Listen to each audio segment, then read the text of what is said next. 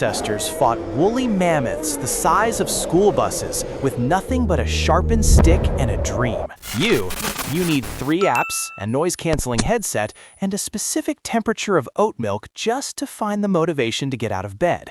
Some would call that progress. I call it being barely evolved. But if you think your 9 to 5 is a soul-crushing grind, let me introduce you to the ultimate career path for the socially bankrupt, the Sin Eater. Imagine your job description is literally human biohazard suit.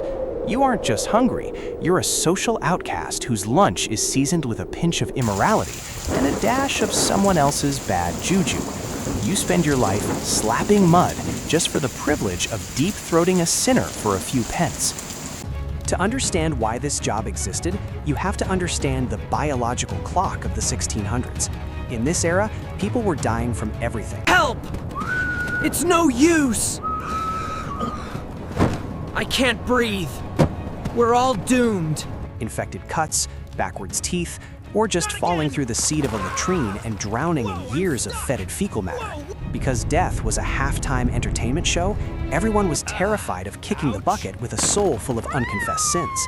If you died suddenly, maybe from a rogue spark or a stubbed toe, you were headed straight for the spiritual equivalent of a diving death dungeon.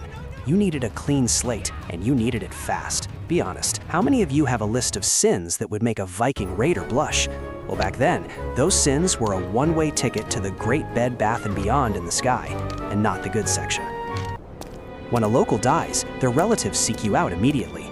You waddle inside to see your new customer. Forget the Michelin star dining experience. This bread is stale enough to be used as a medieval weapon to crack a skull. My head! Who did that? And the beer is warm with gross floaties in it. The theory was simple. As the soul floated away, that bread acted like a spiritual sponge, sucking up all the bad things the dead person did. Like stealing a neighbor's goat or lying to their mother. You have to munch, crunch, glug, and chug until the dead guy is a certified good boy. Imagine the smell in that room. A mixture of wet dog, sweaty armpit, rotten milk, and burned wood. And here you are, deep-throating a sinner's last regrets while the family watches you like you're the entertainment at a grotesque road sign convention. You might be thinking, hey, at least I'm not a 7-year-old powder monkey dodging big metal balls on a British warship. And you'd be right. Those kids were disposable youngsters with a big old box of PTSD for Christmas. Or maybe you're thinking about the Janissaries, Christian boys kidnapped and turned into the Sultan's property. They had to kiss the instructor's clothing after a beating. But the Janissary had a communal pot and brothers. The Sin Eater?